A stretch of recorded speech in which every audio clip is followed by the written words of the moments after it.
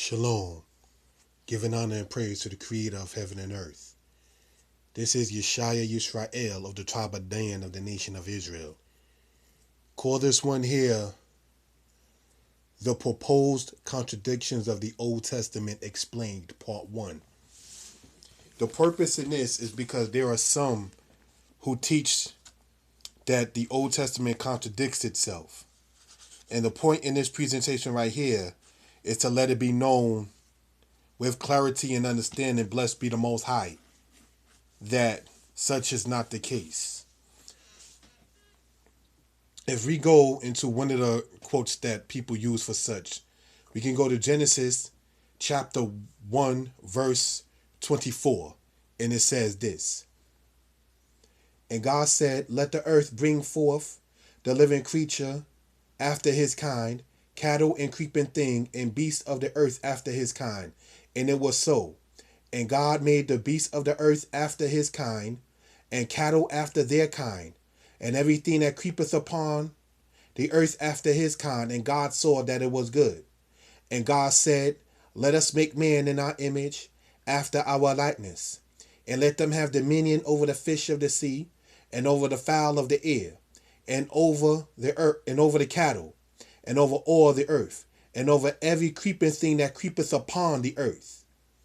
Now, according to some who are saying this concerning the scriptures, they are saying that when you read this right here in Genesis chapter 1, Genesis chapter 1, verse 24 to 26, that is saying that the beast was made before mankind or before humans. Then they'll go to Genesis chapter 2, verse 19, and it reads as follows. And out of the ground the Lord God formed every beast of the field, and every fowl of the air, and brought them unto Adam to see what he would call them. And whatsoever Adam called every living creature, that was the name thereof. And so they're saying that when you look at those two parts right there, from Genesis 1, 24 to 26, and then comparison to Genesis chapter 2, verse 19, that is saying that beast was made before man in Genesis 1, and then beast was made after man in Genesis 2. But that's not the case. If you understand that this was written by an author, a person authorized this from the original Hebrew and so forth and so on. Now, what the author is doing when you go to Genesis chapter 2 is taking you back to the beginning of each of the origins of those things. So it is not a contradictory statement.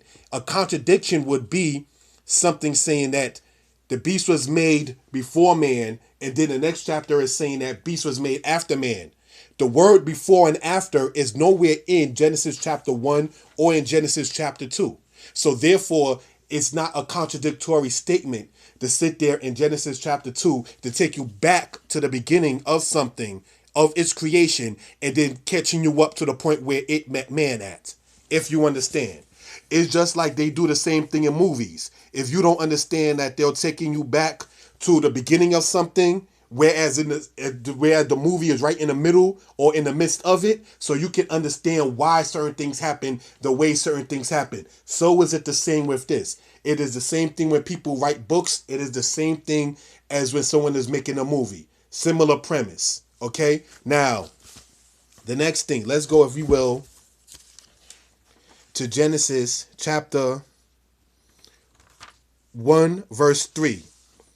And it says, and God said, let there be light, and there was light. And God saw the light that it was good. And God divided the light from the darkness. And God called the light day, and the darkness he called night. In the evening and the morning were the first day. Now this right here is simply letting it be noted and understood what was entailed and made within that first day. Now let's go with remembering that now. Let's go to Genesis chapter 1, verse 14, because this is where they'll take you. It says, and God said, let there be lights in the firmament of the heaven to divide the day from the night, and let them be for signs and for seasons and for days and years. And let them be for lights in the firmament of the heaven to give light upon the earth. And it was so. And God made two great lights, the greater light to rule the day, and the lesser light to rule the night. He made the stars also, and God set them in the firmament of the heaven to give light upon the earth, and to rule over the day and over the night, and to divide the light from the darkness. And God saw that it was good. Now, one of the things that people also not understanding per se, no offense intended to anyone, trying to use what is mentioned in Genesis chapter 1, verse 3 to 5, and then jump from there to Genesis 14, to Genesis 1, 14 and 18. They're attempting to state that, okay, the day and the night was divided two different times, but that's not actually what it's saying, if you understand. The division of the day and night in Genesis chapter 1, verse 14 to 18 is so that way man can understand what is used to rule over the day and what is used to rule over the night. You understand? Like, for instance, when our people were being enslaved and they would run away, they would use the moon for light. You understand? They used to use the stars as well. Those were for signs, for seasons, for days and years. That's exactly the purpose in the sun, the moon, and the stars. So you have to understand that kind of little bit of science to understand why those things were made in the first place. So when you go in Genesis chapter 1, verses 3 to 5, it is stating that the Most High divided the light and the day. That's on his time and for himself. Whereas the sun and the moon to divide the day and the night, that was for us as humans. So we should be able to see that clearly and understand. For a better understanding, let's use the scriptures to validate itself, line upon line and precept upon precept. Deuteronomy chapter 4, verse 19 says, "At least thou lift up thine eyes unto heaven, and when thou seest the sun and the moon and the stars, even all the host of heaven, shouldest be driven to worship them and serve them, which the Most High, thy King, hath divided unto all nations under the whole heaven." So what's basically being stated right there, for one, is speaking against dealing in idolatry. Two, it is letting you know why the sun and the moon and the host of heaven, that also being the planets and the stars and so forth and so on, why those things were made. It was made for what? Hath divided unto all nations under the whole heaven. It was made for a purpose and divided so that way the nations would sit there and know, okay, the sun, we do things when the sun time, well, when the sun is on, you understand? And then when the moon, we'll do certain things. So that's where it boils down to at. Matter of fact, when you go in the book of Genesis, it lets you know that the Malachim, or the angels, they go by different courses. Some go by night and some go by day. It's called having an order to certain things. Nothing is done in sloppiness. You understand? So now, for further explanation of this, let's go, if you will, to the book of Tehillim, or Psalms 104, if you will. Tehillim, or Psalms 104, we're going to start in verse 16. So that way we can gain understanding concerning this kind of matter. And it says, "The trees of the Most High are full of sap, the cedars of Lebanon, which he has planted," meaning the Most High has planted. "When the birds make their nests, as for the stork, the fir trees are her house. The high hills are a refuge for the wild goats, and the rocks for the conies. He appointed the moon for seasons. The sun knoweth his going down.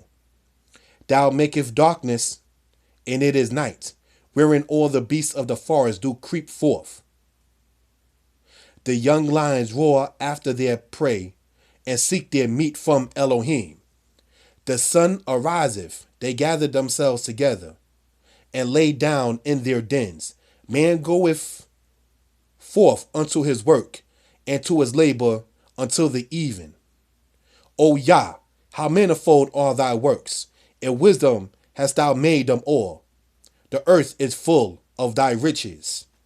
So when it's talking about right there, in Psalms 104, those particular verses from verse 16 unto verse 24, is letting it be known and understood what those different things was made for. There's a time and a season for everything. So when it's daytime, especially in the ancient world, that's when the people did their work until the even. And then when the evening time came forth, if you dealing with anything like animals, the farms, you have a different mindset toward the culture of the earth once you live in a certain kind of environment. As opposed to a people who, one, no offense intended, don't know Hebrew, two, never lived inside of an agricultural society, three, refuse to look things up. So they'll sit there and lack that particular kind of understanding and then want to sit there and bash something that they do not understand and say, oh, it's contradictory. It's not contradictory, brothers and sisters. So let that be noted and understood. For another quote that they like to use, because this is part one of several parts. Let's go, if we will, blessed be the Father, Genesis chapter 1, verse 28. And it says, and God blessed them, and God said unto them, be fruitful and multiply, and replenish the earth and subdue it, and have dominion over the fish of the sea, and over the fowl of the air, and over every living thing that moveth upon the earth. Now, one of the things to point out is there is a mistranslation when it says here actually in most versions by saying replenish the earth. Because the Hebrew, it says the Hebrew root word mil'u, and the root of that is malay, which means to fill. So it's not telling you to replenish the earth, it's telling you to fill the earth. So basically, Genesis 1:28 is telling you to be fruitful and multiply, make more of you, produce more of your own. You see? Now, people will go there and then say that the scriptures is supporting the idea of reproduction. And then try to take you to Leviticus, or do take you to Leviticus chapter 12. And we're going to read parts of it to see where these people attempt to gain an understanding. It says, and the Most High spoke unto Moses, saying, speak unto the children of Israel, saying, if a woman have conceived seed, and born a man child, then she shall be unclean 7 days, according to the days of the separation, for her infirmity shall she be unclean. And in the 8th day, the flesh of his foreskin shall be circumcised, and she shall then continue in the blood of her purifying 33 days. She shall touch no hollow thing, nor come into the sanctuary until the days of her purifying be fulfilled. But if she bear a maid child, then she shall be unclean 2 weeks, as in her separation, and she shall continue in the blood of her purifying 66 days. And when the days of her purifying are fulfilled for a son or for a daughter, she shall bring a lamb of the first year for a burnt offering, and a young pigeon or a turtle dove for a sin offering unto the door of the tabernacle of the congregation unto the priest. Now they'll sit there and take you here to sit there and state, wow, the Bible is actually saying when a woman gives birth, that she's in a state of being unclean. Yes. Have you ever seen the placenta? Have you ever heard the sounds that a woman make when she's giving birth? And have you ever felt the pain that a woman goes through as the cervix opens? That is a state that you need to be in separation after that. Even doctors in the medical science of today will tell you that a woman and a man should not even be intimate with each other for X amount of time. So that way her body can what? Heal. Things have been opened up that have never before been opened up in her life. And even if it's her second or third child, that cervix does not open up unless a baby is coming out.